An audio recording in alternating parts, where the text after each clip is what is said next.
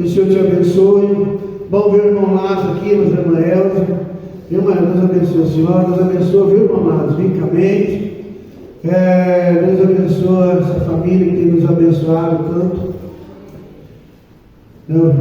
Gabrielzinho, mas a sua namorada dele. Eu abençoe ela. O Gabriel não está doido, não. Mas leva um abraço para ele, a gente vê ele sempre trabalhando ali. Que Deus abençoe, em nome de Jesus, a família do irmão Leoni, irmão Carlos. Amém? O irmão está na presença do Senhor, irmãos.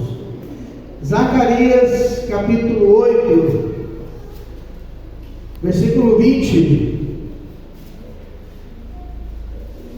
Aleluias. Olha, irmãos, ajude, sabe por quê, irmãos? Além de pôr piso, a gente tem que climatizar a igreja, irmãos. Os irmãos tá duro, tá osso, tá. A gente precisa climatizar aqui, irmão.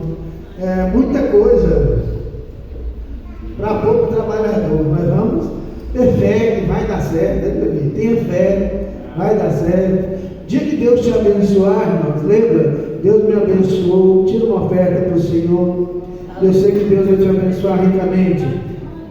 Zacarias 8, versículo 20. Zacarias 8, versículo 20, né? Diz assim: assim diz o Senhor dos Exércitos: ainda acontecerá que virão povos e habitantes de muitas cidades, e os habitantes de uma cidade irão a outra, dizendo: vamos depressa suplicar o favor do Senhor e buscar ao Senhor dos Exércitos.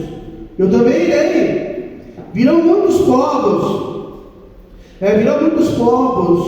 e poderosas nações buscar em Jerusalém ao Senhor dos Exércitos e suplicar o favor do Senhor. Assim diz o Senhor dos Exércitos: naquele dia sucederá que pegarão 10 homens de todas as línguas das nações, pegarão sim na orla da veste de um judeu e lhe dirão: iremos convosco, porque temos ouvido que Deus está convosco. Feche seus olhos por um instante. Senhor nosso Deus, nosso Pai que estás nos céus, estamos na tua casa para te louvar, te exaltar e te bendizer, Senhor. Vem abençoar o teu povo de uma maneira toda especial, Senhor. Vem ministrar a tua santa palavra entre nós. Vem trazer a cura, sinais e maravilhas no meio do teu povo. Encha-nos da tua presença, Senhor. Fale com a tua igreja e com o teu povo em nome de Jesus. Sentados, irmãos. Irmãos, nós estamos vivendo os últimos dias da igreja na face da terra. Por que eu digo isso, irmão, irmã? Porque nós estamos vendo igrejas inteiras desviadas da palavra do Senhor, mas igrejas que estão baseadas a sua doutrina, a sua regra de fé num texto fora do contexto bíblico. Porque a gente aprende teologia que um texto fora do contexto gera um pretexto para a pessoa agir daquela forma. Irmãos, o ateísmo cada vez está mais crescendo no mundo. Pessoas que dizem não crer em Deus. O satanismo está cada vez mais se proliferando. E nos Estados Unidos já é considerado como igreja o satanismo. A coisa está ficando feia. Eu dei uma pesquisadinha lá no Google, você pode pesquisar também. Qual é a religião que mais cresce no mundo? É o islamismo. Um dado interessante do Google é que o islamismo cresce mais rápido que a população mundial. Por que, pastor? Um dos dados é esse. Fica em pé quem é casado de pouco. Todos os homens, só os homens que é casado de pouco. Fica em pé os homens, que é casado. De casar de pouco, você não, Silé, você está fora. Você faz parte do meu grupo já.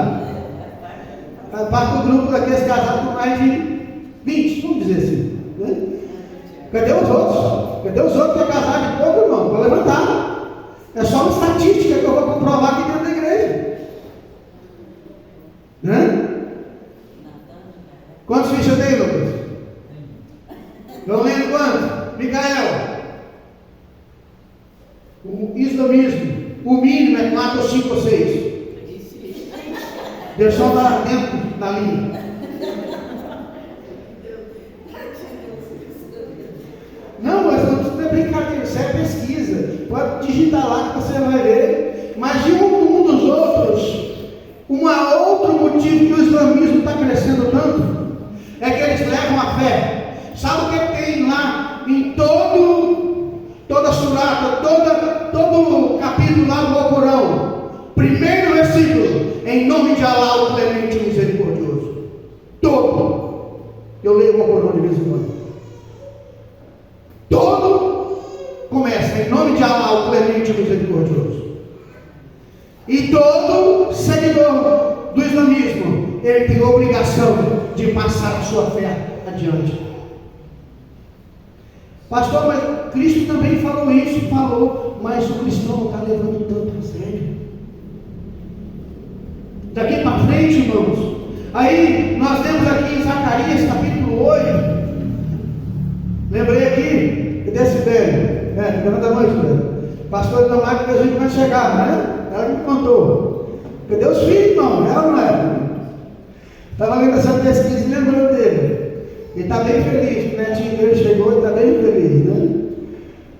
Então, irmãos, interessante é que esse texto aqui, irmãos, nós vemos aqui em Zacarias capítulo 8, versículo 23, lá diz que de várias nações pegarão na honra de um judeu e dizendo, nós vamos contigo, porque temos visto que Deus é com você. Sabe o que está acontecendo, irmãos? Daqui para frente, irmãos, para nós encontrarmos uma pessoa fiel ao Senhor, nossos princípios bíblicos vai dar trabalho. Porque, irmãos, isso aqui está tirando o tempo do ser humano. Os smartphones está roubando o tempo do ser humano. O ser humano já não tem mais paz nem para dormir. Se tocou aquele barulhinho lá da mensagem, ele acorda. Olha, irmãos, você precisa decidir se você quer servir ao Senhor ou não. Sabia que, por enquanto, Elon Musk, que é por enquanto o homem mais rico do planeta, ele já criou os robôs que vão substituir o ser humano, que tem a famosa IA, inteligência artificial. Ele vai aprender, vai ter até sentimento. Irmão, nós temos que tomar cuidado, sabe por quê? Que vai chegar uma hora que o cristão vai ter que decidir entre servir a Deus ou servir a tecnologia. Vai chegar esse dia? Vai. As igrejas, tem dia que eu escuto aquele hino, igreja pequena, me lembro, com saudade às vezes, meu coração chora, vai chegando a noite, eu não vejo a hora de ir para a igreja adorar a Deus. Irmãos, a gente fica lembrando daquele momento que a igreja era pequena, que não havia tecnologia, não havia telão multimídia, não havia som de primeira tecnologia, não havia todos os recursos que a gente tem, mas havia o poder de Deus. Meu pastor, que já partiu para a glória, não tinha nem cultura direito para pregar, mas pregava com autoridade, um poder maravilhoso.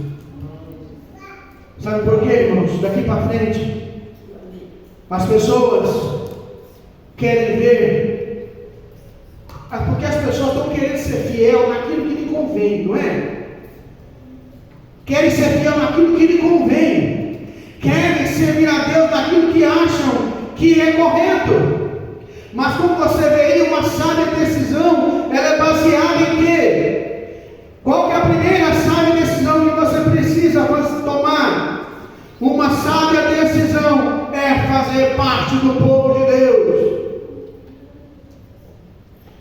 Você precisa abandonar as antigas companhias e se unir ao povo de Deus. Salmo capítulo 1. Nós temos ali um relato do salmista, que é maravilhoso para nós. Salmo 1, verso 1. Bem-aventurado o homem que não anda segundo o conselho dos ímpios, nem se detém no caminho dos pecadores. Amém? Nem se assenta à roda dos escarnecedores. Antes tem o seu prazer na lei do Senhor, e na sua lei medita de dia e de noite. Não dá para você seguir ao Senhor, não dá para você fazer parte do povo de Deus sem abandonar as antigas amizades. Não dá para você abandonar, servir ao Senhor, mas e continuar se detendo no caminho dos pecadores. Não dá para você servir ao Senhor, fazer parte do povo de Deus e continuar nas rodinhas da vida. Sabe lá na porta da sua casa, sabe lá nas rodinhas da vida, que eu já fiquei pensando. Eu nunca fiz parte desse grupo. Eu sei que alguns aqui já fez. E eu nunca entendi que as pessoas chega 4, 5 horas, 6 horas da tarde, e eu fico até 9, 10 horas da noite, conversando com a mesma pessoa, com os mesmos caras, todo dia na porta do boteco. Eu nunca entendi. Mas eles ficam falando de quem? De quem está passando, de quem está indo, do vizinho, da vizinha, do outro, a mulher que trai o outro, né? Do outro que traiu a esposa, né? Do filho do outro que virou isso, que virou aquilo. É as rodinhas da vida. É o que o salmista Davi diz, que ele não se assenta na roda dos escarnecedores. Antes ele tem seu prazer na lei do Senhor, e na sua lei medita de dia e de noite. Tem rodinha lá fora, mas tem rodinha na igreja também. Tem aqueles repórteres de plantão que cuidam da minha vida, que cuidam da sua vida. E eles são importantes na igreja, são eles que divulgam, que fazem o papel de divulgar o que você faz e o que você deixa de fazer.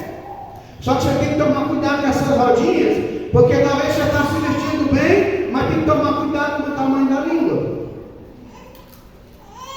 Cuidado para essa sua linguinha abençoada não te levar para o inferno. Qual é a primeira decisão mais importante que você tem que tomar na sua vida? Fazer parte do povo de Deus. É fazer parte do povo de Deus. Povo de Deus, quando tem conselho, quando você precisou de um conselho, chega na igreja e procura o pastor. Jovem precisou de um conselho, chega na igreja e procura o líder dos jovens. A irmã precisou de um conselho, chega na presença das filhas de Sião e procura a ajuda das mulheres de Deus, do ciclo de oração, daquelas que vão estar ao seu lado na hora da oração. Pastor, eu preciso pedir um conselho da igreja. Precisa. Você agora é cidadão do céu. Cidadão do céu, não coloca lá nas redes sociais se sentindo triste, abandonado. Eu hoje estou triste, comprometido comigo mesmo. Primeiro lugar, eu nunca, depois que eu servi ao Senhor, nunca mais me comprometi comigo mesmo. Eu agora estou comprometido com o Senhor, com a causa do reino de Deus, e como eu vivo para defender o reino de Deus. Deus fala para mim que eu preciso amar a mim primeiro do que a minha esposa. Eu não posso amar ela antes de me amar. Isso se chama amor próprio. Se você não tem amor próprio, você não consegue amar ninguém. Porque você não se ama, você não se valoriza, você não tem cuidado com a sua alimentação, você não tem cuidado com a sua saúde, você não bebe água como deveria, você não se alimenta como deveria. Depois dos 40, 50, todo ser humano tem que suplementar a alimentação. Você não suplementa a sua alimentação, você não cuida da sua saúde, então você não se ama. Você não ora, você não consagra, você não lê a Bíblia, então você não se ama. Pastor, para me amar é tudo isso? É tudo isso. Estou falando só o básico do básico. Precisou de conselho? Procura a igreja. Procura a palavra do Senhor. Procura a palavra do Senhor. E busca o conselho que vem do alto. Primeira decisão na sua vida, se você já tomou, reafirme ela: eu faço parte do povo de Deus. Eu sempre achava que eu sou a igreja, né? Não, eu não sou a igreja. Eu vi um pastor ensinando isso e eu entendi e compreendi. Deus falou comigo aquele dia: você não é a igreja, assim como eu não sou a igreja. Não, você não é a igreja. Quando é que eu sou a igreja? Quando eu me reúno com os irmãos, quando eu faço parte do grupo que adora o Senhor. Mateus 18, onde tiverem 2 ou 3 pessoas reunidas ali no meu nome, ali estou eu no meio deles. Eu sou a igreja, e quando eu faço parte da igreja, eu sou membro da igreja, eu sou um membro atuante da igreja. Aí eu faço parte da igreja, mas eu não sou a igreja, eu faço parte da igreja. Os motivos para fazer parte do povo de Deus, quais são? 1 Reis 16, verso 6, 1 Reis, capítulo 6, verso 13. Tem um motivo para a gente fazer parte do povo de Deus. E habitarei no meio dos filhos de Israel, e não desampararei o povo de Israel. Outro motivo para mim fazer parte do povo de Deus está em Zofonias 3,17. Zofonias 3,17 é o motivo que a presença de Deus está com o seu povo. O Senhor Deus, o poderoso, está no meio de ti. Ele te salvará. Ele se deleitará em ti com alegria. Calar-te-á no seu amor. Regozijar-te-á em ti com júbilo. Ou seja, o Senhor teu Deus está no meio de ti.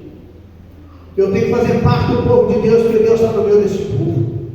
Deus está no meio desse povo, irmãos. Então, Deus habita em nosso meio. Então, eu tenho que fazer parte desse povo, porque no meio desse povo habita o Deus Todo-Poderoso. No meio desse povo está a glória de Deus. No meio desse povo está a bênção de Deus. Quando eu me reúno com os irmãos, quando eu oro com os meus irmãos, quando eu faço parte da igreja do Senhor, aí eu tenho certeza, eu estou no meio do povo de Deus e Deus está no nosso meio. Lembra do Salmo 133? Quão bom e suave é que os irmãos vivem em união. Como é que eu quero fazer parte do povo de Deus? Como é que eu quero ser abençoado por Deus, se eu não estou no meio do povo de Deus? Tem oração para os irmãos, eu não vou. Tem reunião dos jovens, eu não participo, você que é jovem. Tem reunião dos heróis da fé, você não vem. Tem reunião das crianças, você não vem. Tem reunião das crianças, você não vem. Não traz seus filhos. Peraí, mas que crente você é? Como você pode fazer parte do povo de Deus? Você irmã, não faz parte do grupo das irmãs. Você jovem, não faz parte do grupo de jovens. Você irmão, não quer fazer parte do grupo dos irmãos. Como é que você quer fazer parte do povo de Deus? Só no domingo é pouco. É pouco, é pouquíssimo. Eu preciso estar envolvido com a obra do Senhor. O motivo para estar no meio do povo de Deus, Deus está no meio desse povo. E é tão bom, irmãos, quando você pode, como você vê Deus abençoando, os irmãos testemunhando isso no poder da oração. Isso aqui que nós ouvimos aqui, do Micael e da Sônia, é Deus confirmando que vale a pena fazer parte do povo de Deus. Mesmo as pessoas não conhecendo a igreja, não sabendo que nós somos, a oração de um servo abençoou outras pessoas. A sua oração abençoou outras pessoas. Então não há motivo melhor que este. Deus está no nosso meio. Então venha fazer parte do povo de Deus. Outro motivo é o Salmo 91, do versículo 1 em diante. Esse é o motivo que todo mundo quer, né? É proteção. Toma a decisão hoje, eu vou fazer parte do povo de Deus, porque ele tem proteção. Salmo 91, verso 1. Aquele que habita no esconderijo do Altíssimo, ele descansa à sombra do Onipotente. Direi ao Senhor, Ele é o meu Deus, Ele é o meu refúgio, Ele é a minha fortaleza, e nele eu vou confiar. Porque Ele te livrará do laço do passarinheiro e da peste perniciosa. Verso 4, Ele te cobrirá com as suas penas, e debaixo das suas asas te confiarás. A sua verdade será teu escudo e broquel. Não terás medo do terror da noite, nem da seta que voa de dia, nem da peste que anda na escuridão, nem da mortandade que assola ao meu dia. 1000 cairão ao teu lado, 10.000 à tua direita, tu não serás atingido. Porque você tem a proteção. Você está debaixo do Altíssimo. Você descansa a sombra do Onipotente. Você tem a proteção de Deus. Você tem a bênção de Deus. E Deus te ama tanto. Deus ama tanto quem tem compromisso com Ele, que um dia Deus ia destruir 2 cidades, que o pecado dela chegou até Deus, que é Sodoma e Gomorra. Mas lá tinha alguém que era parente de um servo de Deus. Lá morava naquelas cidades. E Abraão era considerado amigo de Deus. Você é amigo de Deus? Deus então falou assim: eu vou lá contar para Abraão. Eu vou destruir aquela cidade. E eu vou fazer isso no oculto. A Bíblia diz: não revelar-o-ei que eu vou fazer. Olha só, Deus ia destruir uma cidade, 2 cidades. E foi lá, desceu. Deus mesmo desceu da glória. O próprio Deus se fez homem. O próprio Deus em teofania desceu lá naquele carvalho onde Abraão estava. Deus e mais 2 anjos desceu ali. Amém. E falou com Abraão da destruição de Sodoma e Gomorra. E quando Abraão então intercede pela cidade, e ele começa intercedendo, e ele para lá em 10 justos, se não me engano. Se houver 10 justos, eu vou destruir a cidade. Não vou. Por amor dos 10 eu não destruo. Mas não tinha nenhum. Tinha só Ló e suas 12 filhas. Então você tem a proteção de Deus. Deus vai te abençoar. E o mal ele vai te guardar. Na hora certa Deus te protege e te abençoa. Outro motivo, irmãos, é a comunhão do povo de Deus. Uma coisa, irmãos, que não existe lá no mundo e tem que haver aqui no meio do povo de Deus, é a comunhão. O povo de Deus precisa aprender a ter comunhão uns com os outros. O povo de Deus tem que ser unido. A Bíblia fala: melhor que sejam 2, que se um cair, o outro levanta ele. A igreja do Senhor, registrada em Atos capítulo, aliás, em todo o livro de Atos, a Bíblia diz que aquela igreja tinha comunhão. Pedro e Tiago foram presos, decapitaram Tiago, que era Tiago menor, o mais jovem dos apóstolos da igreja, praticamente era Tiago, irmão de João. Foi decapitado. Pedro estava guardado para outro dia, mas a igreja orava por ele. Havia uma incessante oração. Deus estava abençoando aquele povo. Havia uma igreja orando, e de maneira que Deus protegeu o seu servo e libertou Pedro da prisão. E ele tem que ser uma igreja unida. O povo de Deus tem que ser unido. Eu sei que no hino Voz da Verdade, chamado A Igreja, a gente cantava muito ele aqui no começo, e aquele hino é uma profecia, e aquele hino tem que ser uma verdade na nossa vida. O coro diz, o começo diz: aqui dentro não há solidão, há muito amor e carinho entre os irmãos. Quando um cai, outro levanta, e ajuda é presente. Aqui o amor é chama quente. Aí vem a profecia: mas lá fora o mundo chora, lá fora o mundo chora. Então o hino começa aqui dentro da igreja. Não pode haver solidão. Por quê, irmão? Porque ela tem que ser unida. Lembra de Atos? Um irmão estava com necessidade, o irmão levava alimento para ele. O irmão estava com outra necessidade, levava o que ele precisava. Estava carente, ia lá conversar com ele. Estava doente, ia lá orar por ele. A igreja assim, havia carinho, havia amor. E hoje, pastor, hoje quanto mais as igrejas crescem. Já viu que muitas pessoas são assim? No nosso pastor, eu poderia falar o nome, mas eu não vou falar, porque a pessoa toma a decisão que ele quer. Se ele quer servir a Deus e ir para o céu, maravilha. Se ele não quer servir a Deus, ele quer servir a Deus e quer ir para o inferno, é o problema dele. Se você quer servir a Deus e ir para o céu, seja fiel. Salmo 101. Os meus olhos procurarão os fiéis da terra para que habitem comigo. Que ande em retidão, esse que servirá. Maravilha, né? Muita gente se converteu aqui dentro. Aceitou Jesus aqui. E nós oramos por ele. Abençoamos eles. Sabe o que aconteceu? Eles foram congregar em outras igrejas. Não é? A igreja grande. Por quê? Porque quanto maior a igreja, mais individual você é. Quanto menor a igreja, mais comunhão você tem. Posso perguntar aqui os mais velhos na fé, irmão Jaci, irmão lá está lá, mas ele está meio surdinho, está com problema de audição, perdão. Se eu perguntar ao irmão Jaci, quando a igreja era menor, irmão Jaci, não havia mais comunhão? É ou não é? Não havia mais união. Um não dava a mão para o outro, um não escutava o outro, um não orava mais para o outro. Quanto mais cresce, mais individual se torna.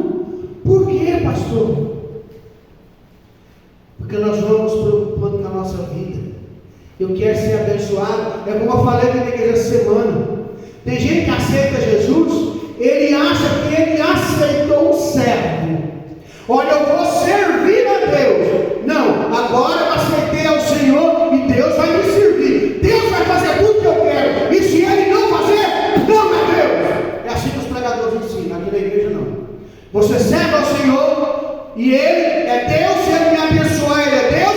Se Ele não me abençoar, eu vou continuar servindo a Deus do mesmo jeito.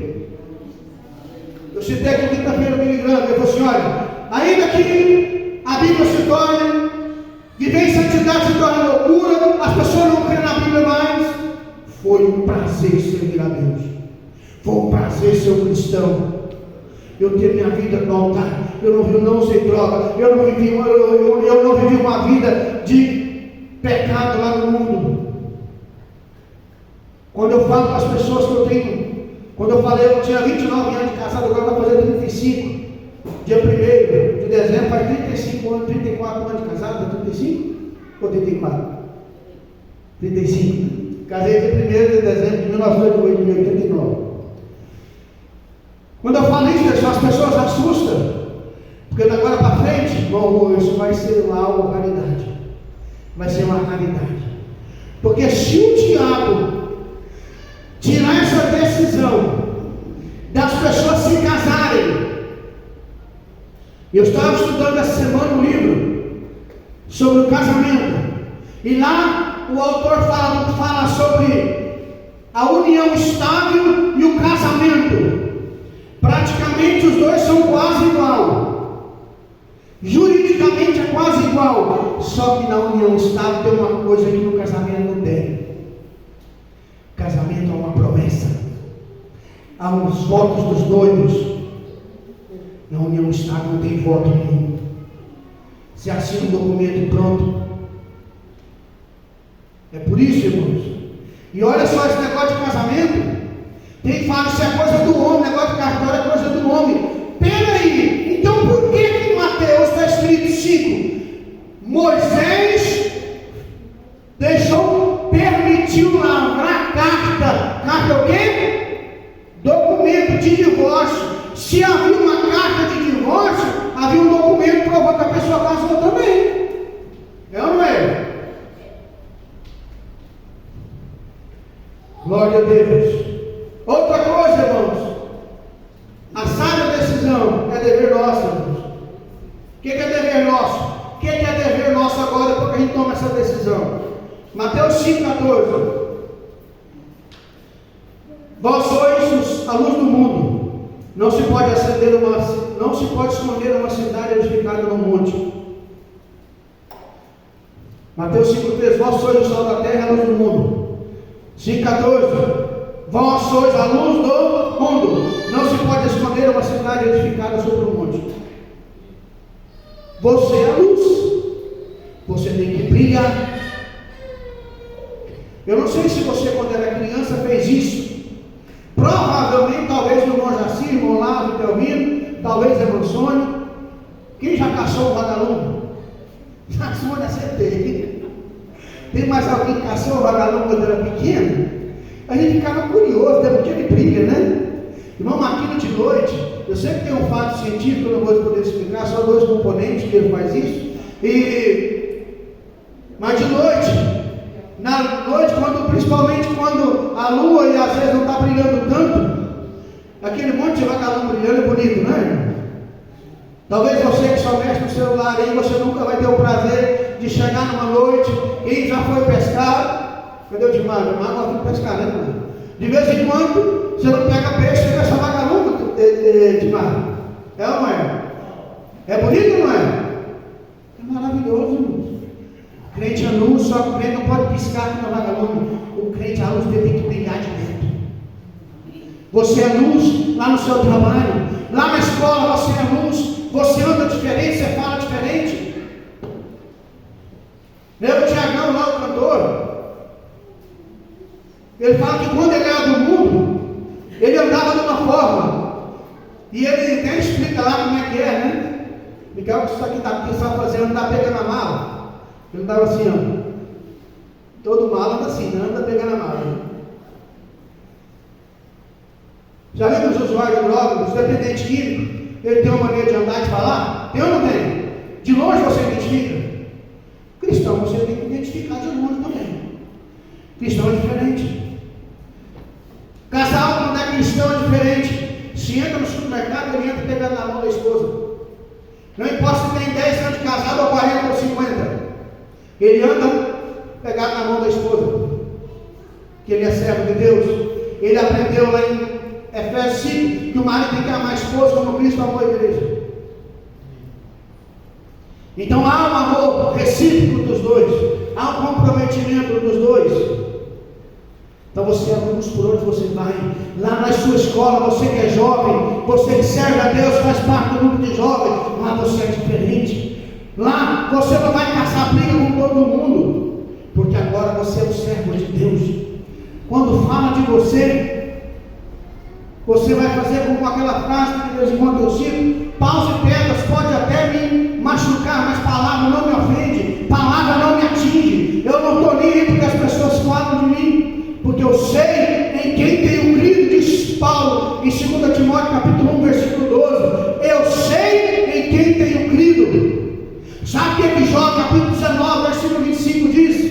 O meu Redentor vive, e eu sei que ele há de levantar sobre a terra. Depois de revestir desse meu corpo, da minha pele, eu vou ver a Deus com os meus próprios olhos, vê-lo ele por mim mesmo. Os meus olhos contemplarão um ao outro. Jó 19, verso 25 e 26. Então creia nisso, você tem que saber em quem você crê.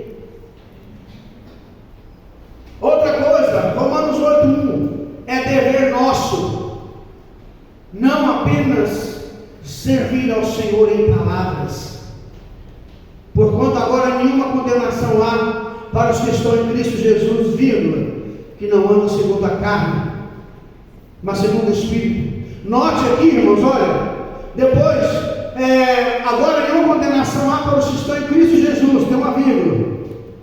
Toda frase que está entre vírgulas, que não andam segundo a carne, segundo a gramática do português, você vai ver que essa frase está explicando a frase anterior.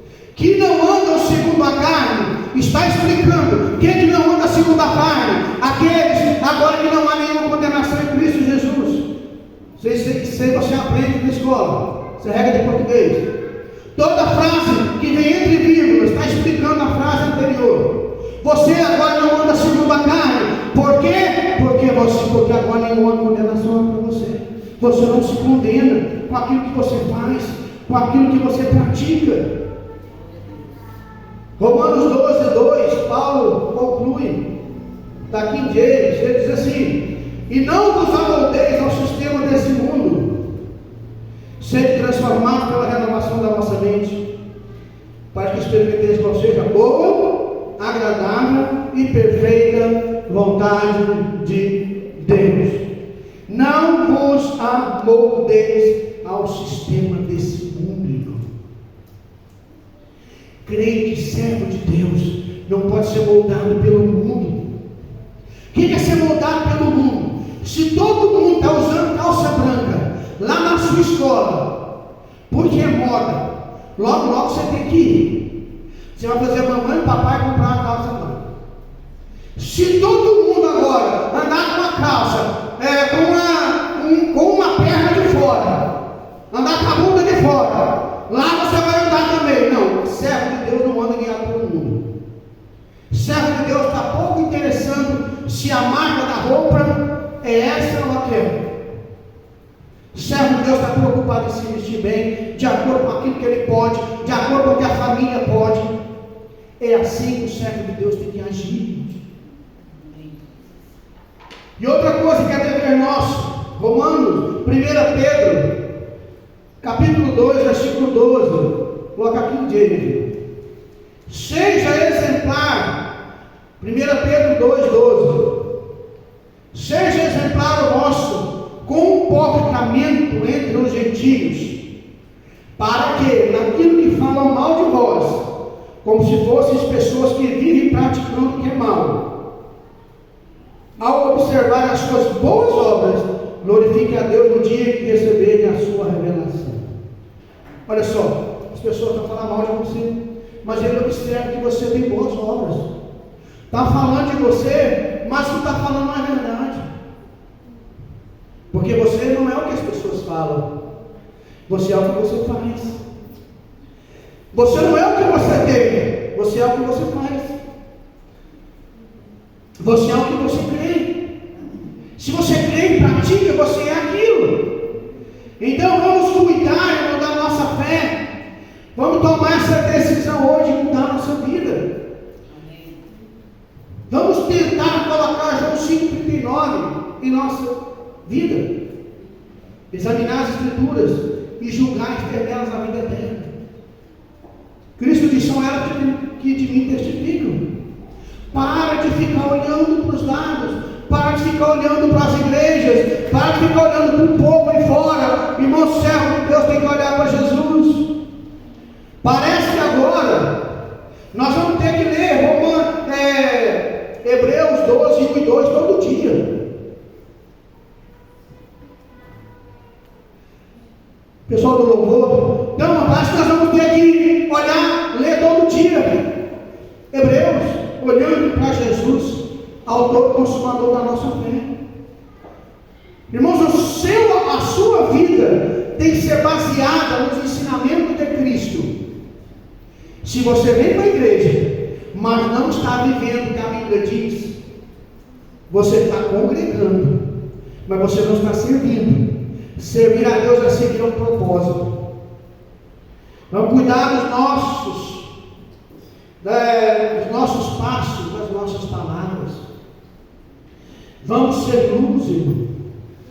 Ser luz de verdade, a fim de que as pessoas possam ver Cristo em nossa vida. As pessoas vão olhar para nós e vai ver Jesus na nossa vida. Vai ver Jesus na sua vida, irmão. Vai ser maravilhoso. Vamos ficar em pé.